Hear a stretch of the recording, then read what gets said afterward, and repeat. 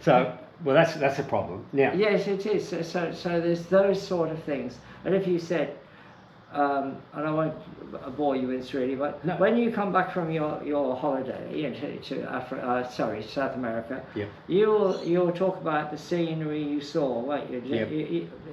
And the photographs you took. Now, the one thing you do know, that when you look, I'm interested to hear what people do, but the thing that infuriates, it's somebody else's opinion. Yeah. You know, your vision of it's not mine, you know. Yeah. And if you say, that's what I hunger for, is what did it really look like? Yeah. I can only describe it like that. It's that irritation. Yep.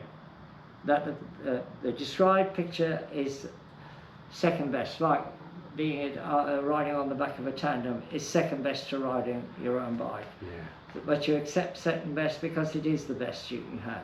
So, jumping now into Exsight Tandems, you're the president of Exsight Tandems?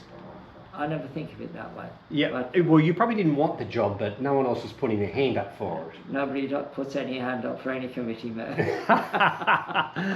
Yeah, and if you're on holidays, you're in trouble when there's an AGM. Yeah. Look, when I went on holiday, we were still sorting out the rides from England. Yeah. So, how long have you been a part of Exsight Tandems? It's roughly, it's a strange thing because Exsight Tandems wasn't an organised thing. Yep. It didn't grow because a few people said, wouldn't it be good to get people out on tandems? So it's purely an accident. Yep. That it ever occurred. In 2008, roughly when it started. Okay. And pretty rough at that. Yeah. And only because a friend of mine, I'd ridden a bit in England. We bought a tandem in England, yeah. And he came out here and he said, "You've got a bicycle track, why don't we buy one?" So I ended up with a tandem, and I won't tell the stories about tandems because they go on forever. No, you got a fair few, Jeffrey. No. You only went to 7 in here now. Wow. Yeah, I've got one in the shop still. There's always one like that, but. And then when I ended up with two, and I thought, well, I'll go around to a friend of mine and see if he wants to ride. And then then we started talking to each other. He said, "Oh, Nicole, there's a girl who goes to the gym." I said, "What do you want to go to the gym for? We can get a bike." So then we bought another bike. And now it's grown. Yes, I mean, and I say that none of it was done with grants. I mean, fortunately, Terry here he raised quite a lot of money so we could get a decent one. Well, I can't say the other ones weren't decent, yeah. But they're not as good as these, you know. Yeah. But that's so Exsight has existed because of the goodwill of the people that have been volunteered, and it's a purely voluntary thing. So how has Exsight impacted your life? Everything. Remember, so I can't stand formal exercises. Yeah. So I did go to the gym after I retired, you see. But the only reason I went because I paid.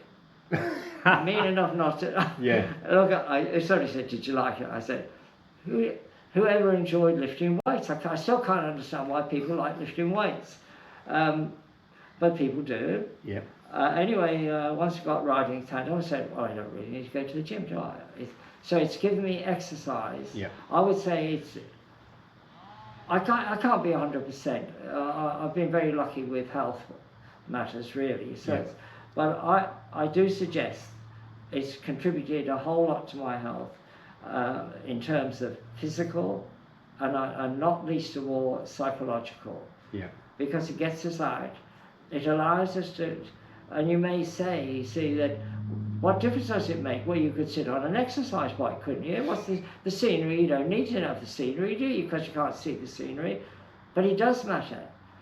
And I'm saying it because everybody who can see the scenery will think, if you can't see the scenery, there's nothing else. And all I can say is you get a sighted person who's, supposing they went deaf, they would suddenly say, "I've lost something." if you lost the sensation of the wind on your hands, on your face, and even the things you pass, everything makes a sound of some description. Yeah. So it's not the full Monte, you know, it's not the full cut that you get with a sighted scenery. Of course, I long for it, as I've said before. I long for that. I miss it. And you may say, well, you're old enough. Well, how can you miss what you never really appreciated? Very narrow-minded thinking, isn't it? Yeah. When people say that. Yeah. Well, it's understandable. You're true. But because you hear what people say. That is beautiful. This is wonderful. You ought to have seen this. Why wouldn't you say it? Yeah. Why can't I? Yeah. Or why? What wouldn't I do to have that? And so, yes, as I've said, vision impairment is not a depression to me, but I can tell you, I don't like it. Fair enough. I'm with you on that. Okay, we're going to go for a ride now. Yeah, meet sure. everyone and make our way down to Warilla and meet up with the gang. And Yeah. thanks very much for your time, Jeff. And I'll see we'll get started. Now you got to go a little bit lower. See, I got to help Gary all the time, but he takes it all in.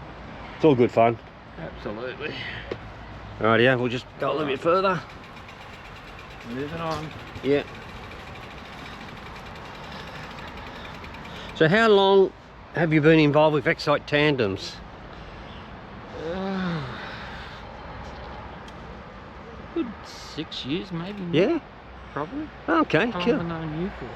Oh, too bloody long if you ask me, but Absolutely. okay. Alright, let's rock. Probably longer than that. Maybe.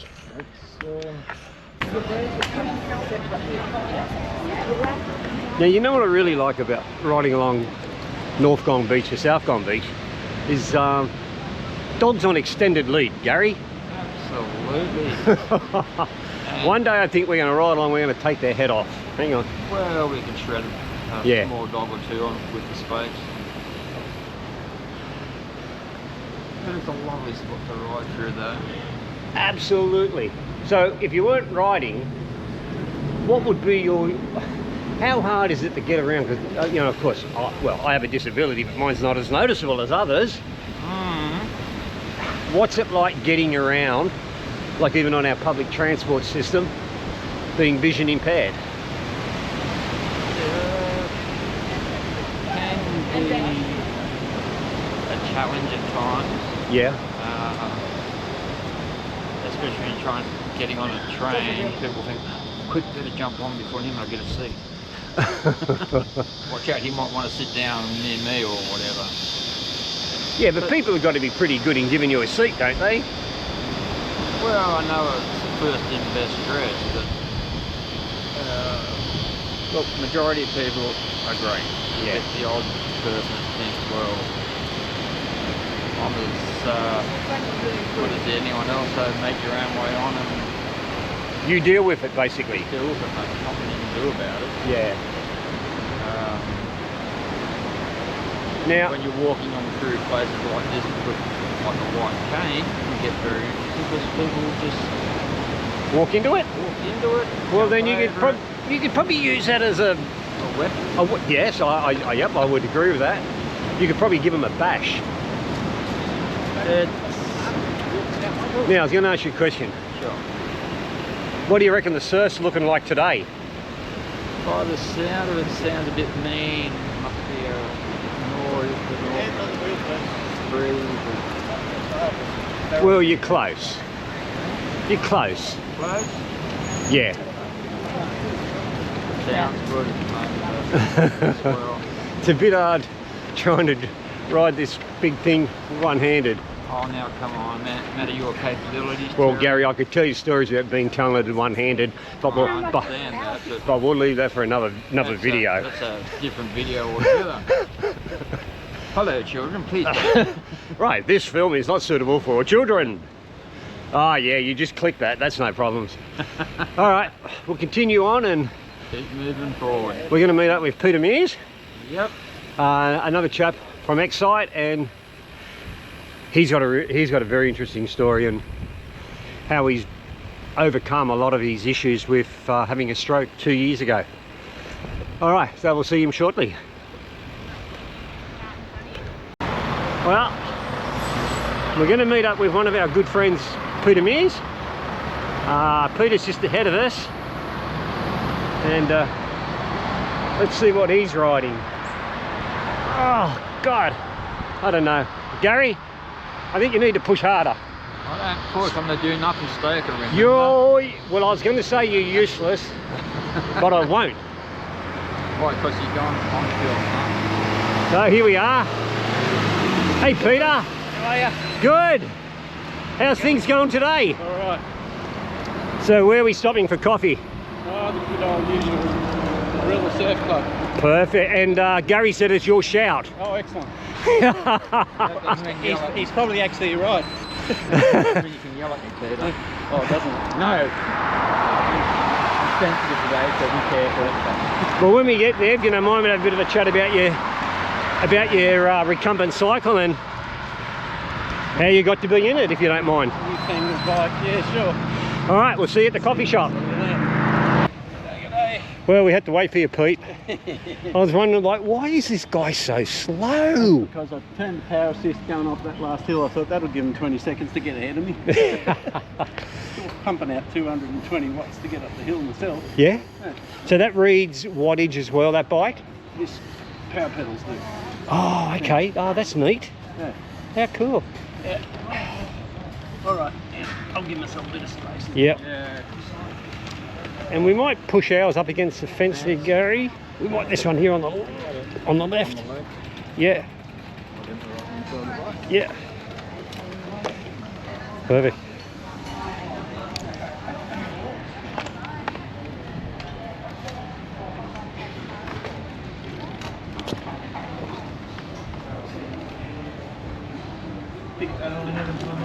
Well, we got a beautiful day for a ride. Absolutely. Now you can see why I've got 3 wheels. 1.5 legs and 3 wheels. Oh, that's good. Yeah. Well, at least you're still mobile. So how long have you had this? I don't know, 12, 15, 18 months. Yeah? You fitted the new tyres to it when I... Oh, that's right. Very nice No. bike. That would have been... I must have worn out a set of tyres by the time you came and did that. Yeah. Must be coming. They wear out quicker than the conventional bike tyres. Yeah, but we discovered the wheel line was out. Oh, so it was crooked. They were pointing out. Yeah. And so we scrubbed. Yeah. Okay. Yeah. All right. We might take a seat, Gary, and let's go and have a coffee. And whose shirt is it? I might. Do you want to sit inside, Peter? Yeah, maybe. Just out of the sun. Yeah. Well, this is Gorilla Surf Club, and this is where we usually come to each week. Sit down, have a coffee, have a chat. All right, here we go. I'll just move that chair a bit for you. Thank you. Okay, welcome back to my channel. Today we're spending a day with Exsight Tandems, but first I thought we'd speak to the president of the club, Jeff Stratton. How did Exsight start? Who does it cater for? But I thought we'd talk about Jeff's life, prior to arriving in Australia, if you don't mind, Jeff. I'll try. I was born with vision impairment. Well, actually, it was vision impairment, but it wasn't very good, even from birth. Up till 5 years old, it gradually got worse, and then basically I became totally blind. From then, as usual, the integrated education system didn't exist, so I went to what was a specialised school for the vision impaired and blind, and then at 18 I worked. I went out, and then I worked in a factory for something like 7 years or so. So would you say I know there's terms Yeah. I've heard over the years, Yeah. lights going out. So would you say like your lights went out at 7? I could say at 5, but Yeah. I can't say that it was. It describes what happened, but Yeah. it didn't. If you said what did it mean to me, it didn't mean anything. See, my sight must have been so bad Yep. that I don't know. I can't answer the question why didn't I recognise I hadn't got it? I can't remember the instance of when I woke up, say, from the operation. Yeah. And thought, oh, I can't see. I can't remember that at all. Wow. It never bothered me. I can't say it didn't bother me. I suppose it didn't. It only starts to bother you when you have a realization of your, I suppose, of your body and your life, your life, and how people are different or people do different things. So you were born in England? Yes. Came out to Australia? Yeah. On your own? Like once you got older? Just trying to, first of all I went to South Africa on my own. And I know we spoke some time ago about what you've done in life. So what caused you to go to South Africa? Only because, you see, I decided I would do physiotherapy, and you may think that is because you must have been interested in health and people's rehabilitation, etc. Nothing like it. I didn't like the factory work, so what did I do? I thought physiotherapy. I hadn't got any educational qualifications at that stage, so I had to get those. But the reason for doing it was so I could travel, so I could own my own business if I wanted to. I didn't have to see the same people every day. I mean, so basically, South Africa, I rode to Canada, I rode to Australia, I rode to New Zealand. South Africa offered me a job. Wow. And that was 3 months after I qualified. As a physio? Yeah. And then you got off the plane in Johannesburg? I did, but I hadn't got a clue. I don't know whether it's the very first. Yeah, it's about the first time I'd ever been out of England near it. I might have been out to Spain or somewhere. So I was terrified, and the air hostess, because I flew by Trek Airline or Luxavia, and they said you haven't eaten anything. They got down to, this is where it was crossing through Egypt, because you had to go through Egypt because you couldn't go direct those days during the apartheid system. Yeah. So anyway, the air hostess went me. I said, I'm not hungry. He said, you sure you're all right? I said, yes. I just sat there like this, and I'm terrified. I said, I don't know whether I've done the right thing here. So anyway, coming into lounge, she said, oh, you're going to get into a Johannesburg. I said, I'm supposed to get a taxi. She says, you know, it's 10, I don't know whether it's 10 miles or 10 kilometres, but it was a long way. And she said, how about if we give you a lift in? And I said, yes. That's nice. So I spent a year there. And then so from the time you got off the plane, you got a job at, is that Bagwanath or something? No, Baragwanath. No, I didn't go to that one. Okay. I went to Johannesburg General. Yep. In Smith Street. That would have been an eye-opener. It was sort of. That's a bit of a punch, isn't it? Didn't you think about that? Look, to be perfectly honest, the work didn't bother me. Yeah. I'd already been working for three months or so, and we left physio college anyway with a great deal of confidence in what we'd done, which is slightly different to the way they do things these days, in my opinion. But that's another discussion. But I flew in there. I don't know what it was, fairly early in the morning, and they took me down to the general hospital. And the administration sorted me out accommodation, so they showed me where the accommodation was in what was known as Resdop. And then in the afternoon, I'm working. That quick? Yes. So how, for people who don't hang around or socialise with vision impaired people, they wouldn't understand how difficult it is when you get off a plane and a couple of hours later you're going to be working in a major hospital.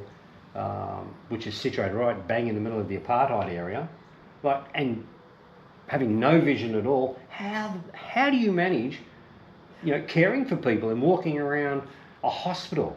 Look, so it's banging in the walls, Jeffrey. No. I remember I'd already worked in the East End right through our school, college days at physio school. Basically, we've been working in hospitals, in the Whittington Hospital in London, and then down to Romford Hospital, Old Church. So we'd already been used to. You've got to be quick at orientating. So the guy no, I'm going to take you right into the wards you're going to work on. So I worked on the wards. So he showed me where Ward 6 was, Ward 12, there was another one, 25 or something. I can't remember which one it was now. But there was, that's right, and all I've got to remember is I go down this corridor, I must turn left. You got to keep remembering. I said, I've got to remember how to do this. If you just took me there and said, you know, you don't have to think about how you're going to get there, then I won't remember. But I understood exactly what was entailed. I've got to be able to do this. So, and that's the way. Whenever I went to a new hospital. That's the way it's always been. So it wasn't so traumatic. The wards weren't too different from what I worked in England. You know, 8 or 12 beds down one side, 12 down the other. You know, none of these private little rooms or anything. So once you find the one bed, make your way to the other. Yeah, you just go along there until you get down to the other one. So, and so your whole life has been bordering around the physiotherapy industry, in Australia as well. Yeah. So, do you see having this being vision impaired? Do you see it as a disability or a hindrance? The honest of it is, yes, I do know it is. I'm not saying my opinion. It can't be regarded as the general opinion. No. All I can say, I accept the fact that I'm vision impaired. If you said, does it depress me? Not a great deal. But if you said, does it infuriate me? A great deal. And if you said, for instance, if I drop something on the floor in the garage here, you know, with all these bikes here. Yeah. Look, I remember the pads falling out the back of one of the bikes there. And bugger me, if I was sighted, I'd be able to pick that pad up like that. But I got to find it. Years. So Pete, tell me what, if you don't mind me asking, how did you end up in a recumbent? Well, as you know, I've been part of Exsight since the beginning, 2008, captaining people for years and years and years. Cheryl and I took our own tandem for a trip overseas in 2018. So where did you ride to? We flew into Manchester and we flew out of Munich. I mean, where's he going to go? Yes. Wow, that would have been cool. Only about 2,000 days of riding in between over 10 weeks, but so a few trains and a few buses. And did your wife push on the back? Oh, did she? What? Gary, take notes. Saying Because I think you're lazy on the back. That's okay. The good thing about the recumbent is that I've got my stoker is an electric motor, so I can tell it when to work and when not to. Yeah. So now your question. So middle of 2021, just as COVID was starting, I had a massive stroke. I went, Fit as a flea, playing squash and cycling, but had a stroke. And Australian champion in squash. Yeah. Yes, you were. You don't want me to mention Division 2, do you? No, we told you, Adam. I will cut that out. In fact, he's an Australian champion. All right, sorry. Yes, had a massive stroke. Lost all use of my right side. Yep. Thank you. Yeah, so my right side was completely paralysed, my right shoulder was frozen. So I still don't have much use of the right arm. It's moving freely now, basically. And I don't think the hospital staff thought I'd ever walk out of hospital, but I did with a quad stick after 3 months. And I've been steadily improving since. So I know you want to get me back on the back of a tandem with you soon, and I reckon I'm just about up to that. But I told Peter that the goal was to get on the back of the tandem before I go on, which we can't mention, a holiday on the 28th of February, which I'll talk about next video. Do you think you'll get back on the tandem if we modify the pedal and the attachment, which is the leg? That's it. I just need my clip-in pedals. Yep. And I think I will have to check that my grips are strong enough. Yeah, I think it'll be alright. Yeah. Or modify the handlebar and put an attachment on it, like you've got on yours. You think? Yeah, maybe. I reckon we might not need to do that. Okay. Yeah. So what's the best part of Exsight Tandems? The best part is it gives you the ability to get out and socialise with people, like-minded people. Gets you out of your home. bit of exercise, but it's just more the friendship and comradeship you get from captains and your other stakers. Is it go ride, have a coffee, good chat, Yep. and come up. So Now- it's a good day out. I just had to ask you another question. Sure. Whose turn is it to shout next week? Mine. Unless Barry comes along, we'll get Barry to shout. There's something wrong. You don't like shouting. I don't shout at anyone, Terry. I'm a mild-mannered person. No. I mean, getting that card out of your pocket, and what you do now is you actually tap it on a machine. Is that how it works? That's how it works. That's what it is. Just leave your pop in the machine, reads it straight away. Yeah, cool. Well, that's it for the day. Gary's going to get on the train any second. I hope you enjoyed a little bit of what it's like with Exsight Tandems and riding with people that, and that are vision impaired, and that they can do anything, just like us. So until next time, bye.